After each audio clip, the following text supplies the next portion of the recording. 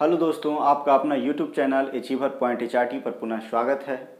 हम लोगों ने आधुनिक भारत के इतिहास के अंतर्गत देखा कि यूरोप से कंपनियां आई एवं भारत में अपने व्यापार का विस्तार किया। उसी के क्रम में कुछ महत्वपूर्ण युद्ध हुए। उन युद्धों में से दो युद्धों को हम लोग देख चुके हैं, कर्नाटक का प्रथम युद्ध, कर्नाटक का द्वितीय युद्ध। उसी क्रम में आज हम लोग सीखेंगे या जानेंगे कर्नाटक के तृतीय युद्ध के बारे में। तो चलिए कहानी सुनते हैं कर्नाटक की तृतीय युद्ध की। कर्नाटक की तृतीय युद्ध की कहानी सुनने से पहले थोड़ा सा हम लोग पीछे जाएंगे तो देखेंगे कि कर्नाटक का प्रथम युद्ध में क्या हुआ था। इसका कारण जो था यूरोप में था। वहाँ क्या था, ऑस्ट्रिया का जो उत्तराधिकार का मामला था उसको लेकर के युद्ध यूरोप में छिड़ता है, उसका प्रभाव भारत में देखा जाता है। लेकिन द्वितीय युद्ध में ये ऐसा नहीं होता। द्वितीय युद्ध में क्या है, उसका रीजन जो है भारत में रहता है। कर्नाटक एवं हैदराबाद के उत्तराधिकार को लेकर युद्ध होता है। तृतीय युद्ध जो है, जो आज हम लोग डिस्कस करने जा रहे हैं, इस युद्ध में भी क्या होता है, इसका कारण जो है यूरोप में है। यूरोप में होता क्या है यूरोप का ही एक देश है प्रसा, जो वर्तमान स्थिति में आज हम उसको जर्मनी बोलते हैं, और एक है ऑस्ट्रिया। इसके बारे में तो हम लोग पहले भी जान चुके हैं। इन दोनों के बीच जो है मनमुटाव की स्थिति रहती है, हमेशा युद्ध की संभावना बनी रहती है। तो जर्मनी का पक्ष ले लेता है कौन, ब्रिटेन, और ऑस्ट्रिया का पक्ष ले लेता है फ्रांस। और एक चीज आप और गौर करेंगे कि फ्रांस और ब्रिटेन जो है यूरोप के देशों में हमेशा इन दोनों के बीच युद्ध होते रहता है। तो यहाँ जो है इसका पक्ष लेता है ब्रिटेन और इसका पक्ष लेता है फ्रांस। ये जो घटना है कहाँ की घटना है, यूरोप की है, यहाँ का नहीं है। क्या है, यूरोप का है। ये बात है 1756 से 1763 के बीच ये युद्ध चलता है। और आप लोग नोट करते जाइएगा, इस युद्ध को सप्तवर्षीय युद्ध भी कहते हैं। सप्तवर्षीय युद्ध भी कहते हैं इसको, सप्तवर्षीय युद्ध भी कहते हैं। तो मुख्य रूप से क्या होता है कि यूरोप में परसा और ऑस्ट्रिया के बीच जो है मनमुटाव पैदा होता है, और मनमुटाव पैदा होने के पक्ष में परसा का साथ दे देता है ब्रिटेन। तो जब परसा का साथ ब्रिटेन दे देता है तो फ्रांस जो है ऑस्ट्रिया के साथ हो जाता है। अब ये जब साथ हो जाता है तो ये कहानी है 1756 की शुरुआत होती है यूरोप में। लेकिन ये जो है इसका प्रभाव जो है भारत में देखा जाता है। होता क्या है कि फ्रांस जो है एक अपना व्यक्ति है, काउंट डी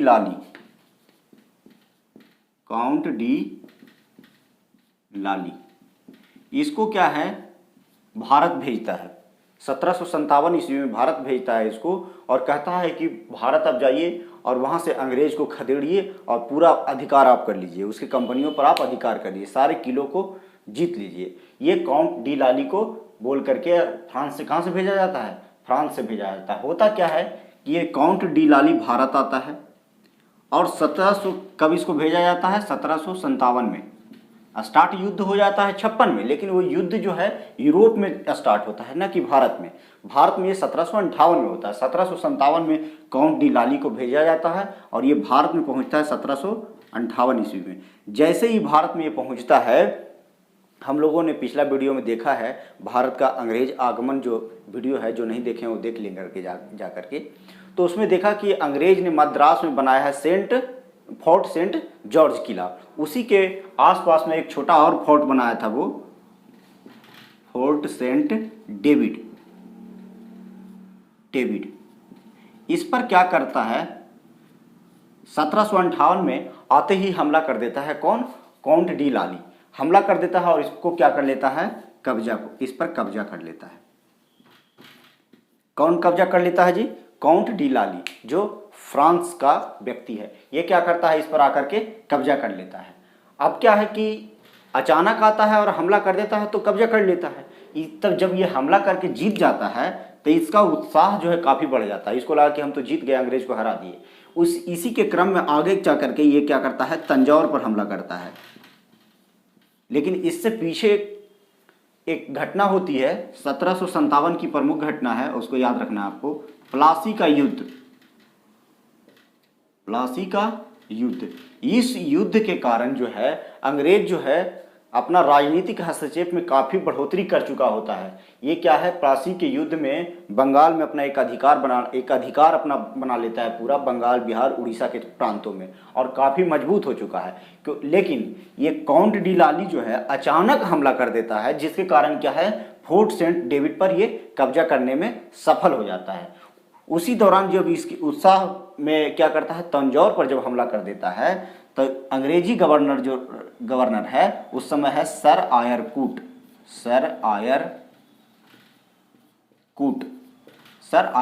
कूट ये रहता है। अब जब एक बार ये हमला करके विजय प्राप्त कर लेता है तो सर आयर कूट जो है वो युद्ध में शामिल हो जाता है, तो इसको क्या, ये जीतने में असफल हो जाता है। क्या होता है, जब तंजौर पर हमला करता है तो काउंट डी लाली हार जाता है, आयरकुट जीत जाता है, मतलब तंजौर पर कब्जा करने में असफल हो जाता है कौन, काउंट डी लाली। इसी के उपरांत जब तंजौर में ये असफल हो जाता है तो फिर पहुंचता है कहाँ, मद्रास, और मद्रास में भी असफल हो जाता है। मद्रास में भी क्या होता है, असफल हो जाता है। दोनों जगह क्या है, ये असफल हो जाता है, मद्रास को भी नहीं जीत पाता है। और इसका अंग्रेजों की तरफ से कौन लड़ रहा था, दोनों जगह कौन है, तब सर आयर कूट है।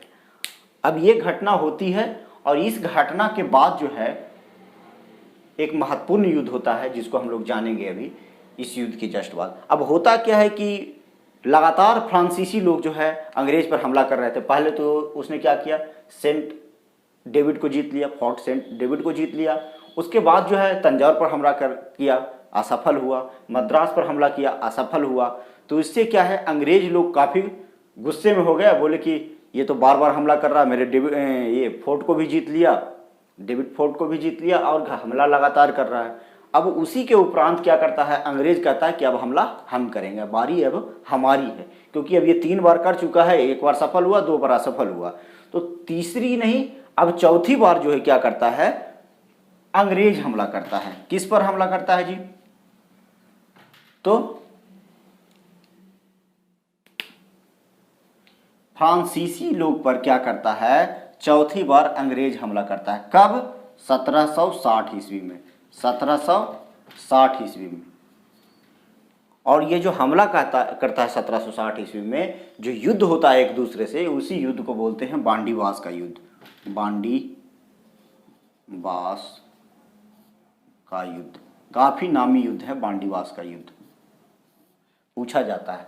यहाँ प्रश्न यहीं से बन जाता है कि 1760 ईस्वी में जो युद्ध हुआ था, बांडीवास का युद्ध, किस युद्ध के अंतर्गत आता है। उसमें ऑप्शन रहेगा आपको, कर्नाटक का प्रथम युद्ध, कर्नाटक द्वितीय, कर्नाटक तृतीय, या इनमें से कोई नहीं, चाहे कोई और ऑप्शन डाल सकता है। तो हम लोग मारेंगे कर्नाटक का तृतीय युद्ध के अंतर्गत ये 1760 में बांडीवास का युद्ध हुआ था। अभी इस युद्ध में होता क्या है कि अंग्रेजी सेना का नेतृत्व कौन कर रहे हैं, सर आयरकूट कर रहे हैं। आयरकूट के बारे में इससे पहले प्लासी में भी हम लोग पढ़ेंगे कि क्या है। तो होता क्या है, इसको डिलीट कर दें थोड़ा सा, ये नोट कर लीजिएगा आप लोग।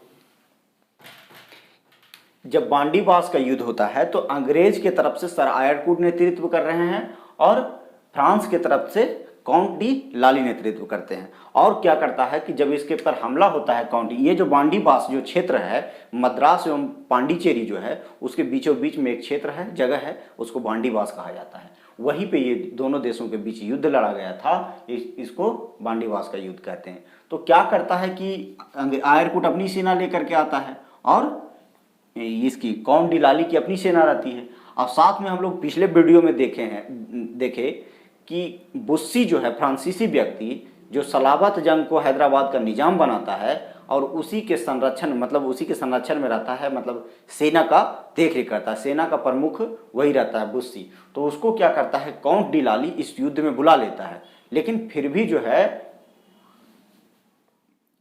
फ्रांसीसी लोग जो है फिर भी हार जाते हैं। क्या होता है, फ्रांसीसी हार जाते हैं।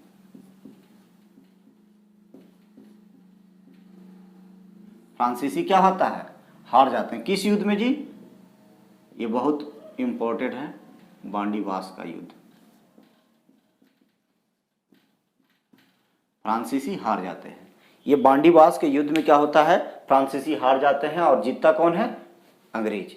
अब होता है जीत जाता है अंग्रेज, तो इसका जो जितना भी क्षेत्र था, खास करके इसकी मुख्य बस्ती थी पांडिचेरी, माहे, जैसा कि पिछले वीडियो में आप लोग देखिएगा, जो नहीं देखे हैं वो जाकर देखेंगे, माहे, कराईकल,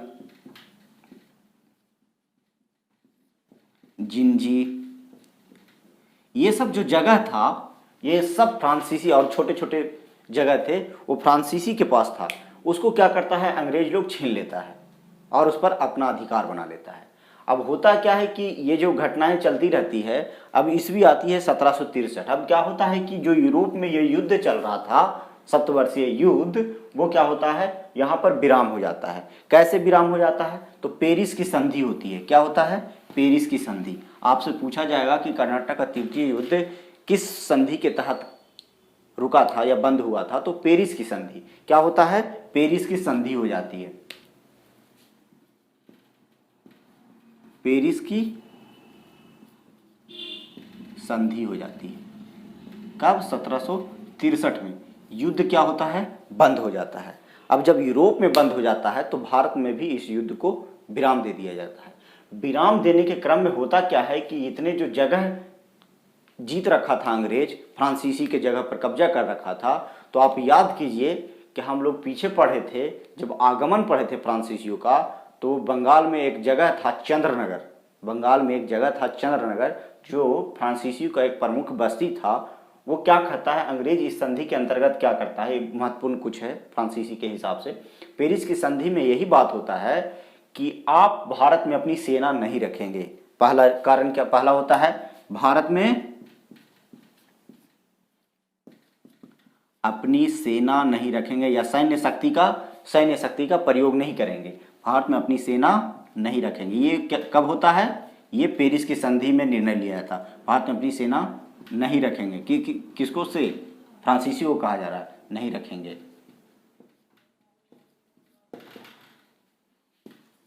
दूसरा, राजनीतिक हस्तक्षेप नहीं करेंगे, राजनीतिक हस्तक्षेप नहीं करेंगे, राजनीतिक हस्तक्षेप नहीं करेंगे, उतना लिखें। तीसरा, ये जो चंद्रनगर की जगह था,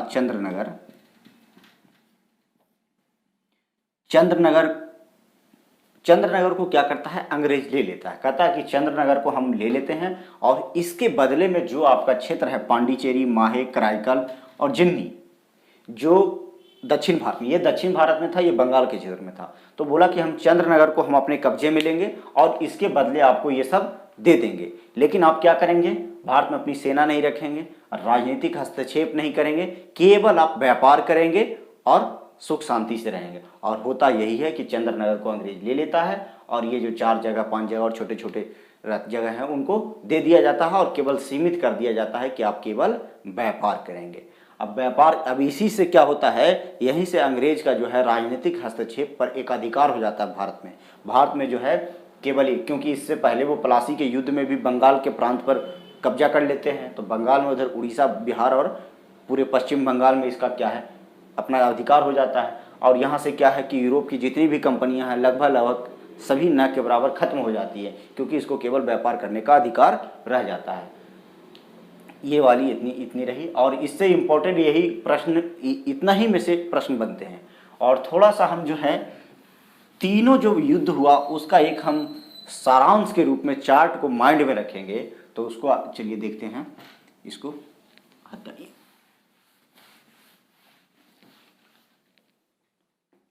तो हम लोग देखेंगे कर्नाटक का प्रथम युद्ध, ये बहुत ज़रूरी है, इसको देखिए, ऐसा नहीं कि वीडियो को आप स्किप कर दीजिए। ये अगर आप ये चार्ट को दिमाग में रख लेंगे तो आपको कर्नाटक के युद्ध से लगभग जो प्रश्न आते हैं वो बन ही जाएंगे। कर्नाटक का युद्ध, अगर आप लोग वीडियो देखे होंगे पूरा, तो कर्नाटक का युद्ध,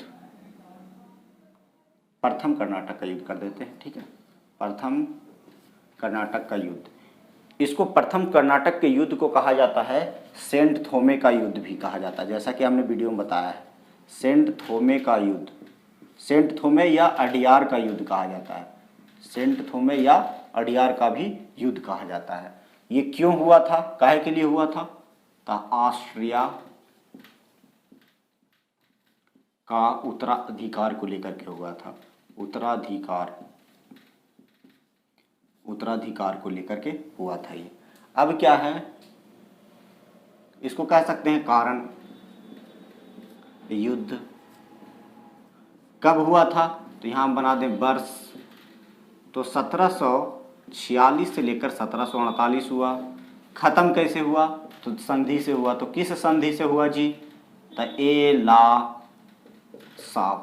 एला-सापल की संधि से ख़त्म हुआ था। कब, 1748 से। ये भी ध्यान रखिएगा कि एला-सापल की संधि कब हुई थी, तो 1748 में हुआ था। अब हम लोग ये पहला देख लिए, अब हम लोग दूसरा देखते हैं। दूसरा जो युद्ध है, आप लोग कर्नाटक लगा लीजिएगा, ये कर्नाटक का द्वितीय युद्ध हम लोग लिख देते हैं, द्वितीय कर्नाटक युद्ध। तो द्वितीय जो कर्नाटक युद्ध था, इसको क्या बोलते थे, एक जगह था अंबूर का युद्ध, इसको अंबूर का युद्ध भी कहा जाता है। ठीक है, ये किस लिए हुआ था, तो हुआ था ये हैदराबाद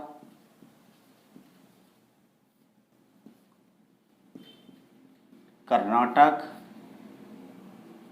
का उत्तराधिकार को लेकर के। किस लिए हुआ था जी, हैदराबाद और कर्नाटक के उत्तराधिकार को लेकर के। ये पढ़ते जाइएगा, दिमाग में आपको बैठते जाएगा, कहीं से नहीं भूलिएगा। देखिए एक यहाँ से याद करने का एक दिमाग भी लगाइए थोड़ा सा। ये हुआ था 1749 से लेकर के 54 तक, 5 वर्षों, पहले 2 वर्षों के लिए, 5 वर्षों के लिए, 7 वर्षों के लिए। अभी हम देखेंगे, उसको बताएंगे। तो ये खत्म कैसे हुआ था, तब पांडिचेरी की संधि से खत्म हुआ था। पांडिचेरी की संधि कब हुआ था, पांडिचेरी की संधि हम लोगों ने बताया है 1755 में। 1754 में डुप्ले को बुला लिया जाता है वापस फ्रांस, और 1755 में गोडोहू आता है और अंग्रेज से वो पांडिचेरी की संधि करके कर्नाटक का द्वितीय युद्ध की समाप्ति करता है। तीसरा जो अभी हम लोग पढ़े, तृतीय कर्नाटक युद्ध। तो तृतीय कर्नाटक युद्ध का रीजन क्या था, परसा, जो जर्मनी कहलाता है अभी, परसा और ऑस्ट्रिया के बीच मनमुटाव है, लेकिन इसको बहुत सप्तवर्षीय युद्ध के नाम से जानते हैं, इसलिए इसको सप्तवर्षीय, रीजन में नहीं है ये, सप्तवर्षीय, हाँ कह सकते हैं, सप्तवर्षीय युद्ध के कारण ही ये पैदा हुआ था युद्ध। तो सप्तवर्षीय युद्ध, इसको सप्तवर्षीय युद्ध कहते हैं। और ये कब हुआ था जी, 1756 से लेकर के 63 तक। अब एक चीज आप गौर कीजिएगा, अपने दिमाग से लगाइए याद करने के लिए। ये कितने साल का है, 2 साल का हुआ। ये कितने साल का हुआ है युद्ध, 5 साल।